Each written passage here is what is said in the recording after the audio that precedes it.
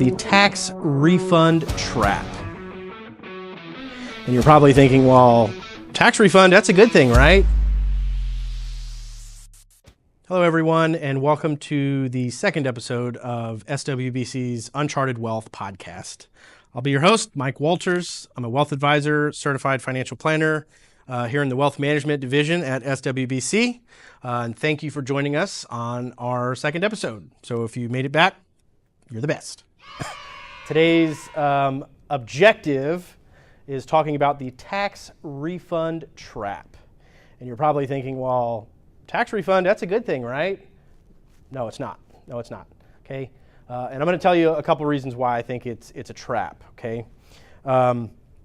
Now, most people, when they get their refund, they think, oh, this is just like an extra paycheck. It's like a bonus that I got for the year. Well, I'm here to tell you that that was your money to begin with. Okay. That was your money that you paid to Uncle Sam, or Uncle Sugar, as I like to call him. You paid extra into the year to taxes. And when you get your refund, that's just them giving it right back to you, okay? So in essence, you gave the IRS a loan for the year. And when they gave it back to you, you did not get any interest on that, okay? So you gave them a tax-free or interest-free loan. Now, if you were to go and get a loan from the government, let's say for like student loans or first-time home buyer loan, you have to pay interest to them, right? But if you're giving a loan of your money to the government and they're not paying you interest back, like why would you want to do that? Okay, it's an emotional thing for a lot of people. They look forward to that big refund at the end of the year to go buy something that they otherwise have not been saving up for. So it's kind of a mental thing to get through, as you should not be looking forward to a big refund. That just means you withheld. You withheld too much of your hard-earned money, and you let somebody else hold on to it for the rest of the year, and you didn't make any money on it, okay? So I've also had people say, well, I'm not good at saving, and this is a good way for me to force myself to save. Well, that's a whole nother conversation that we need to have. And so if you listen to our first episode about knowing what's coming in and out every month as far as your income and your expenses, we need to work on getting you saving, okay? You save first, then you spend, right? So if you know that you're already saving and you're doing a good job of it, you should also know how much you're saving as far as taxes go, okay? And that's something that a lot of people don't really look into, about being mindful of how much do I need to withhold in taxes throughout the year, so that way at the end of the year when we file, you're not getting this huge tax refund, right? And nobody wants to owe, of course, but I would argue that I'd rather owe a little bit at the end of the year than getting this huge refund back that I could have been using throughout the year for other things, okay? And so, again, it's your money. You could have been using it throughout the year. And so there's a couple different ways to make sure that this doesn't happen. All right, now the first method in making sure that you're not giving too much of your money to Uncle Sam is adjusting your withholdings. Okay, and you'll do this with your employer or your HR person. Get with them on adjusting your withholdings through your W-4. Okay, now the IRS kind of made things more difficult over the last year or two. They changed that form. You used to be able to go and say single one or married filing joint two, and now you have to do a little bit of math, which nobody likes to do, let's be honest. So they made it a little bit difficult. So I had a lot of clients and myself had to kind of adjust our withholdings going into 2023, 2024 because they changed the way that this form is done. To get back to that, kind of breaking even. But really just being mindful of, okay, how much do we need to withhold? Knowing about where you're going to land in those marginal tax brackets. Mike, what's a marginal tax bracket? Well, the marginal tax bracket are those 10%, 12%, 15%. Those are those brackets that you hear about all the time. Marginal tax bracket means how much tax you have to pay on the next dollar of income that you make, okay? You fall into this tax bracket, all right? But the common misconception here is that not all of your money is being taxed in that bracket. So if you say, well, Mike, I fall into the 22% tax bracket, make $100,000, that means $22,000 a year is going to taxes? No, okay?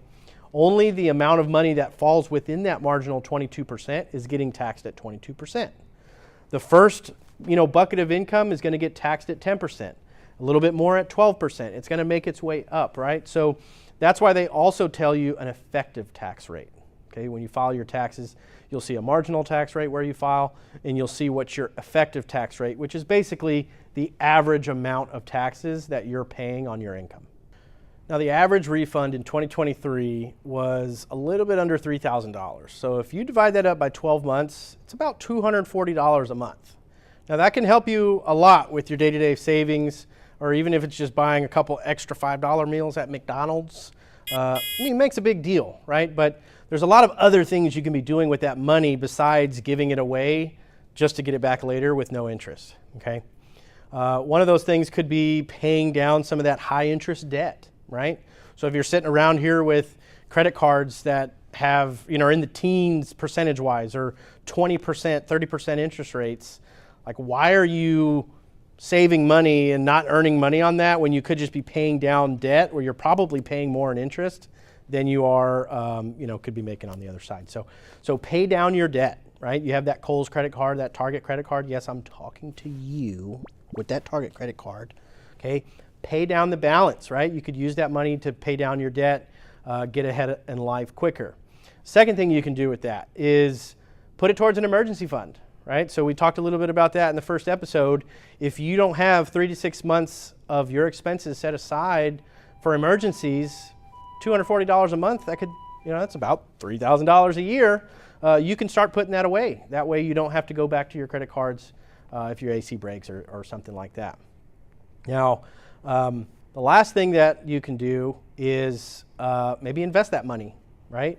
If you're doing good with your cash flows each month, or you already have your emergency fund set, maybe we start putting that money towards your retirement accounts or stuff like that, So again, there's a lot more things you can be doing each month with that extra cash flow than just giving it away, or not giving it away, but letting somebody else hold on to it, and you not making any money on that, right? And so how do we fix that going forward, right? Well, first of all, if you're listening to this podcast and you have this huge refund, okay, well, it probably means that you're looking to fix things. You're trying to get things going better for you. All right, so adjusting your withholding is going to be the best way to get this fixed going forward. But if you're like, Mike, I don't know what to choose. I don't know how to plan for this. Well, that's where a wealth advisor comes into play, right? So we do tax planning, really seeing how much income is coming in, how to properly analyze, look, this is the estimated taxes for the year. At this point, we can go into changing your withholdings and making it better going forward. But if you're just now listening to this podcast and you're like, well, what do I do for this past year? I got this big refund and I don't know what to do with it. Well, there's probably two answers there. One, you probably already know what you wanted to do with it and you're not going to listen to anything I'm saying on this podcast. Or two, you want to make better decisions moving forward, right? And so that brings us to our uncharted territory for this podcast, is what do I do with the big refund? Okay, so I get a lot of people always asking me, what do I do with this refund? Or it doesn't even have to be a refund. If you're just, maybe you say you got a bonus from work or an inheritance or something. A lot of people are always asking, what's the best thing to do with this money, right? Do I save it? Do I invest it? And it always comes down to your personal situation. That's the financial advisor's, that's our favorite response to these kind of questions, is it depends, right? It depends on what do you have here, what do you have there, or what's your goals. But that's the objective of today, is to say, what should I do with that big refund? Pay down your high interest debt, right? That's going to be your number one. Number two, emergency fund, either establish it or get it up to where you need it to be, so it's 3 to 6 months at least of expenses. Third is maybe roll it over to next year's taxes, but again, you probably don't want to do that. The last thing you do is invest, right? Invest it in retirement accounts, right? So if you're not maxing out your IRAs, your 401ks, your health savings accounts, things like that, those are some other options that you can be putting this, towards your future that'd be more beneficial to you. So when we're thinking about all these things, right, we're doing tax planning, okay, tax planning. There's two types of people, though. There's tax preparers and there's tax planners. Okay, tax preparers are those that think about taxes only once a year, around this time of year when they start getting their tax documents, and they either give it to their CPA, their accountant, maybe they hook up with some guy named Turbo to do their taxes, whatever. Either way, you're only thinking about it once a year, so you're not really in control of what your tax situation is, right? That's a tax preparer. Tax planners, however, we are looking at your taxes all throughout the year, adjusting withholdings, maybe making some moves in your investments to better optimize your tax situation for the given tax year, right? Looking ahead to see, hey, what can we do this year to better prepare us for lower taxes in the future, things like that.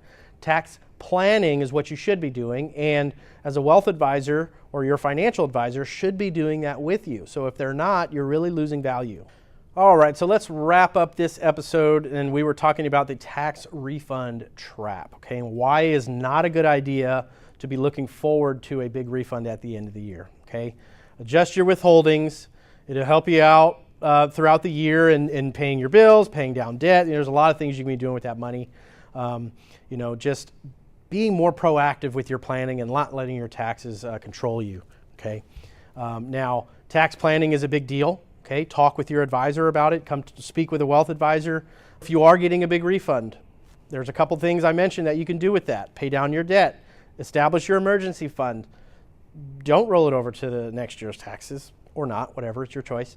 Or 4, invest it, right? It's your money. Just like the commercial around here, we're not going to say which one it is, but it's your money. Use it when you need it, right? Hashtag disclaimer, all that stuff. But I don't know where I'm going with that. So with that being said, I just want to thank you for joining us on our second episode, okay? Don't be a silly goose and, keep looking forward to your refund, right? Do the things I actually said. Do it. No, just kidding. Don't do it. But just kind of listen, right? My challenge to you this week is to review your tax return. Go look at line 24 of your 1040 to see exactly how much of your hard-earned income that you paid Uncle Sam, right? And if you got a refund, determine what you're going to do with that, right, before you go to North Star Mall or something and spend it, right?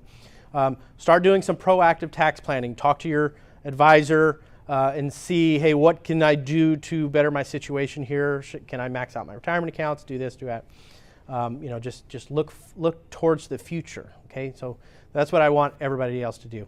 Now, for our audience here, I want to remind you that everything that I talk about here is my opinion, right?